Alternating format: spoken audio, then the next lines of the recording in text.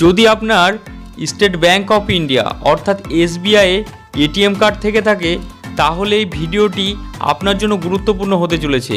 অর্থাৎ আগের তুলনায় বর্তমান এটিএম চার্জ অনেকটাই বেড়ে গেছে। কতটা এটিএম চার্জ আগের থেকে আপনাদেরকে বেশি পে করতে হবে এই ভিডিওটির মাধ্যমে আপনাদের মাঝে শেয়ার করব। যদিও সেভিং বা স্যালারি অ্যাকাউন্টধারীদের জন্য ব্যাংকের এটিএম থেকে মাসে 5টি লেনদেন বিনামূল্যে করতে পারবেন।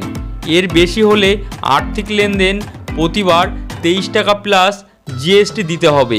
আগে এটি ছিল 21 টাকা, অর্থাৎ আগের থেকে আপনার 2 টাকা করে বেশি আপনাদেরকে পে করতে হবে। এছাড়াও নন ফিনান্সিয়াল লেনদেন যেমন ব্যালেন্স চেক বা মিনি স্টেটমেন্ট 11 টাকা প্লাস জিএসটি লাগবে।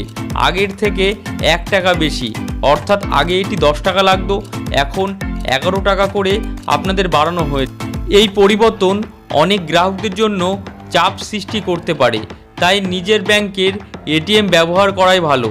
আপনি কমেন্টের মাধ্যমে অবশ্যই জানাবেন আপনি কোন ব্যাংকের এটিএম কার্ড ইউজ করেন এবং আপনাদের SBI এটিএম কার্ড থেকে থাকলে অবশ্যই কমেন্টের মাধ্যমে জানান।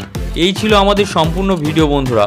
ভিডিওটি যদি ভালো লেগে থাকে ভিডিওটিকে লাইক, শেয়ার এবং সাবস্ক্রাইব করতে ভুলবেন না।